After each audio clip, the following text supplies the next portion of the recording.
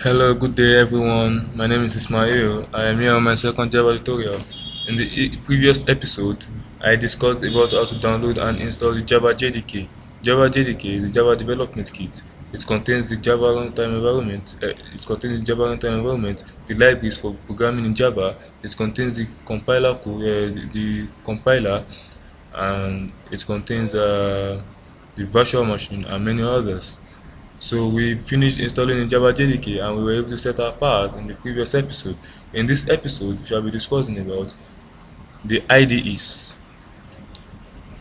IDE is the general language for IDE simply means Integrated Development Environment. This environment is just an ordinary text program.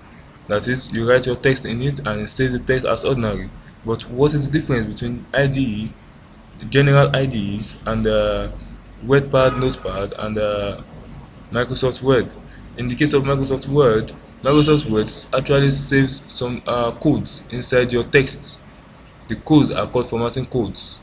The codes are needed to know where the margins are. Wherever you put inside the text is going to use the codes are going to specify everything, so that whenever you take it to another system or another PC, you can open your text exactly the way you save it on your own system. In the case of Notepad and WordPad and others like them, they save exact plain text. They are called the plain texts. This WordPad and Notepad, they have advantages in programming language. That is, you don't expect any formatting in them. They give you exactly what you just typed in. But the disadvantage they have is that they make your life not easy. They make the life of a programmer difficult.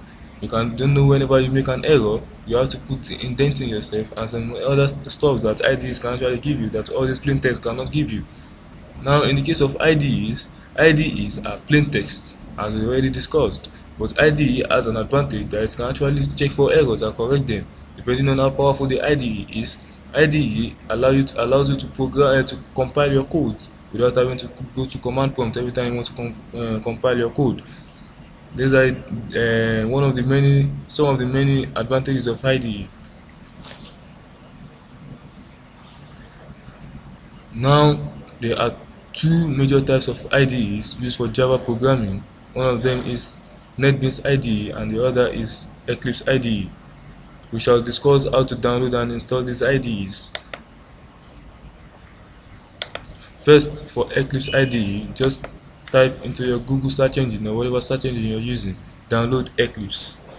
As you can see, by using Google search engine, it brings me the first page.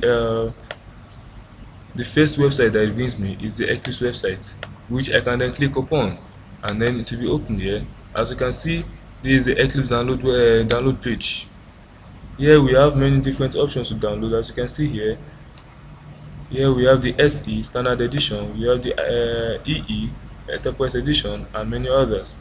But what we really need is this SE Standard Edition, which we are going to click here to download. If you are using a Windows 64-bit, you download for the 64-bit, and if you are using Windows 32-bit, you download for the 32-bit.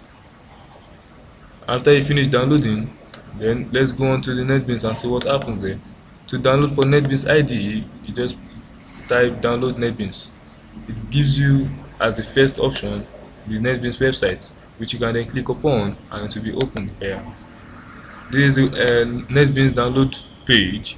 As you can see here, you have different options to download. You have the Java SE, Java EE, C, C++, HTML5, and PHP. Then you have all. Since we are using Standard Edition, you may decide to download this. But if you choose to download this all, it means that in the nearest future, if you decide to program in Enterprise Edition, you can definitely use it. If you decide to program in C, C++, you can definitely use it. And if you decide to program in HTML5 and PHP, you can use it. So this is the advantage of downloading this all. When you click on this download, it will bring you to the download page, which automatically begins your downloading. And that is all for downloading the two major IDEs that I'm talking about in this programming. Now, after you finish downloading them, how do you install and start using your Eclipse? That's the next step. To install your Eclipse, this is what you just need to do. Search for where you've saved your Eclipse file. The Eclipse file is downloaded as a .zip file. After you get where you save it, maybe you have your .zip file this way, you can just right click on it and go to WinRAR or whatever archiving software you're using. Then just click extract files here. It will extract the file here. After you finish doing this, you can then come to Eclipse. Let's say this is where our file is extracted. Then just double click on it. As you can see, this is what we have after you finish extracting them. When you have this, in order for you to open and start using your Eclipse, this is all you need. Then this eclipse.exe. Once you double click on this eclipse.exe, it opens it up. And that's all for Eclipse. Now let's discuss about some other thing. Now after you have this your Eclipse, you may want to make a desktop into you may want to make a shortcut to the desktop. How do you do that? You guys click on the Eclipse and then you come to send to desktop, and this is a shortcut. It sends a shortcut into desktop. So, and that's all about Eclipse. Now let's discuss about NetBeans. NetBeans is not all that difficult.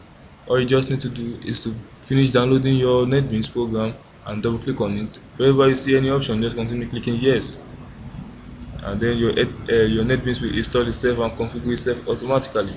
And that's all for downloading and installing the Eclipse and NetBeans. While I'm doing my own programming, I normally use Eclipse, but NetBeans too is a very good programming IDE which you can actually get used to using. And that will be all for this episode of the programming series. Bye.